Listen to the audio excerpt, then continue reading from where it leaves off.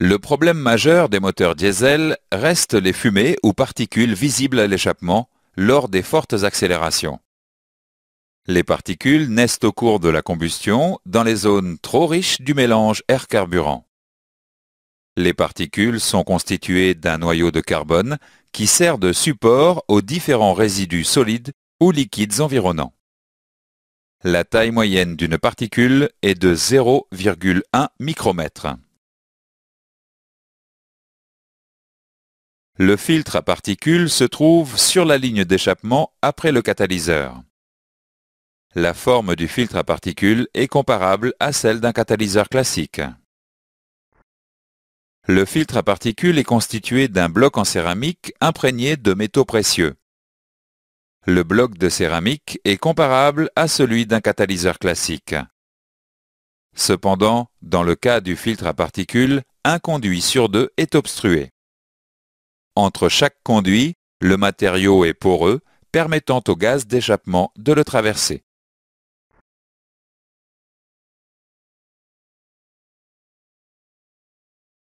Lors du fonctionnement du moteur, les gaz d'échappement traversent le bloc de céramique. Les particules sont piégées dans les parois et au fond des conduits bouchés. Cette phase est appelée phase de chargement. Le calculateur d'injection surveille en permanence la masse de particules contenue dans le filtre.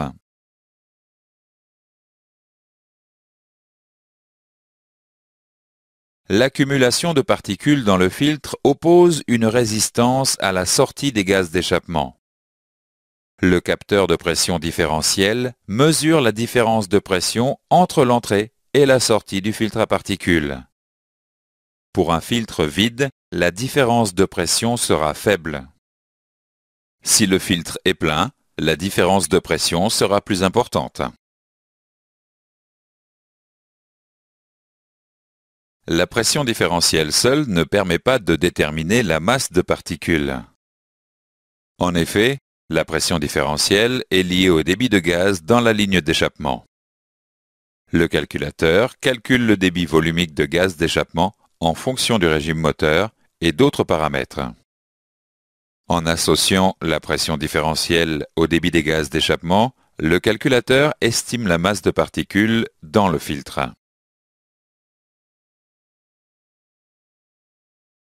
Lorsque le moteur est fortement sollicité, l'élimination des particules peut se faire naturellement.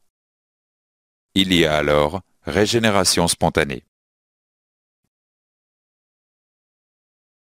En cas de forte charge, la température des gaz d'échappement augmente.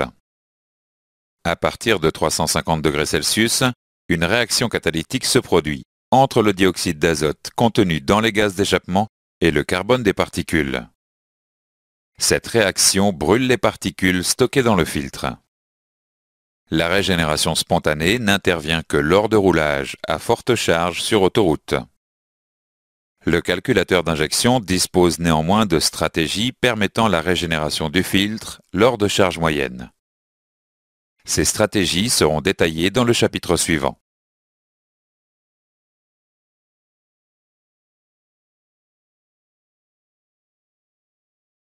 Lors de roulage à faible vitesse, la température des gaz d'échappement est insuffisante pour obtenir la régénération spontanée.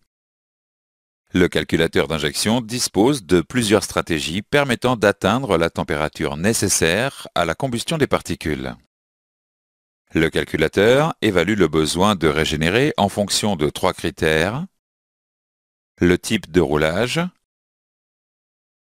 la distance parcourue depuis la dernière régénération et la masse de particules estimée dans le filtre. Lorsque le calculateur détermine qu'il devient nécessaire de régénérer le filtre à particules, il passe en mode d'injection spécifique. En fonctionnement normal, l'injection de carburant se passe en 2 temps. Une préinjection d'une faible quantité de carburant avant le point mort haut et une injection principale au niveau du point mort haut. En mode d'injection spécifique, la préinjection et l'injection principale sont décalées. Une post-injection intervient également après le point mort haut. De même, le calculateur continue d'injecter durant les phases de décélération. L'injection tardive de gazole provoque énormément d'hydrocarbures imbrûlés, HC. Ces imbrûlés sont traités dans le catalyseur d'oxydation, ce qui a pour conséquence de générer une quantité importante de chaleur. Lorsque la température des gaz d'échappement dépasse 570 degrés Celsius, les particules brûlent dans l'oxygène résiduel des gaz.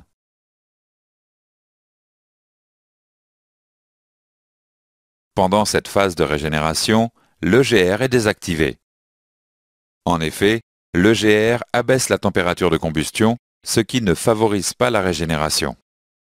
Pour atteindre plus facilement la température de régénération, le calculateur active des consommateurs électriques afin d'augmenter la charge moteur. 3 capteurs de température permettent au calculateur d'injection de contrôler le bon déroulement de la régénération.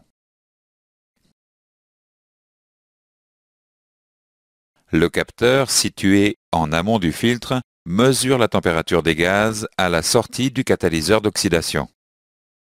Cette mesure permet de savoir si la température d'amorçage du catalyseur est atteinte afin de pouvoir lancer la régénération. Le capteur situé en aval du filtre surveille l'élévation de température due à la combustion des particules. Cette mesure permet de contrôler le bon déroulement et la durée de la régénération. Un capteur placé sur le turbocompresseur mesure la température des gaz d'échappement entrant dans la turbine. Le rôle de ce capteur est d'éviter une élévation trop importante de la température des gaz, néfaste à la durée de vie du turbocompresseur.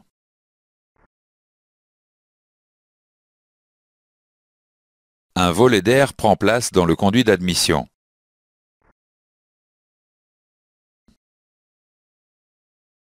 Le calculateur d'injection envoie un signal RCO correspondant à la consigne d'ouverture. Le volet d'air permet de moduler l'apport en air du moteur durant les phases de régénération et ainsi de réguler la température de combustion des particules. À la coupure du moteur, le volet joue le rôle d'étouffoir, évitant les vibrations du moteur.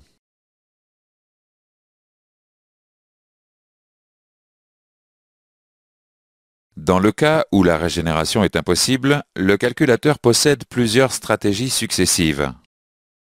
Dans un premier temps, le calculateur désactive le recyclage des gaz d'échappement afin de limiter la production de particules supplémentaires.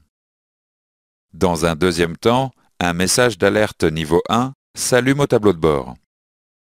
Ce message incite le conducteur à faire un cycle routier permettant d'effectuer une régénération. Si la régénération n'est toujours pas effectuée, il y a un risque de colmatage du filtre. Le voyant stop s'allume. Le moteur fonctionne en mode dégradé et toute régénération est impossible. Dans ce cas, il est nécessaire de conduire le véhicule dans le réseau Renault.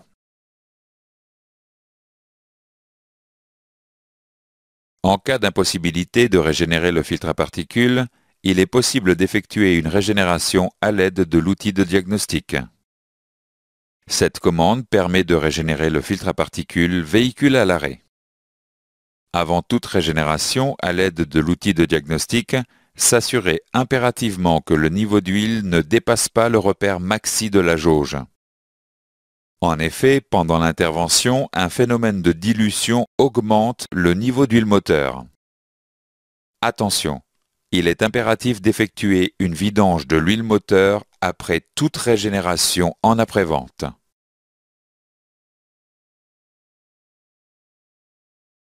Renault préconise le remplacement périodique du filtre à particules. En effet, il subsiste une infime quantité de résidus incombustibles après chaque régénération colmatant petit à petit le filtre. Les moteurs utilisant un filtre à particules nécessitent un intervalle de vidange réduit. Consultez le carnet d'entretien pour connaître la périodicité de remplacement du filtre à particules et de l'huile.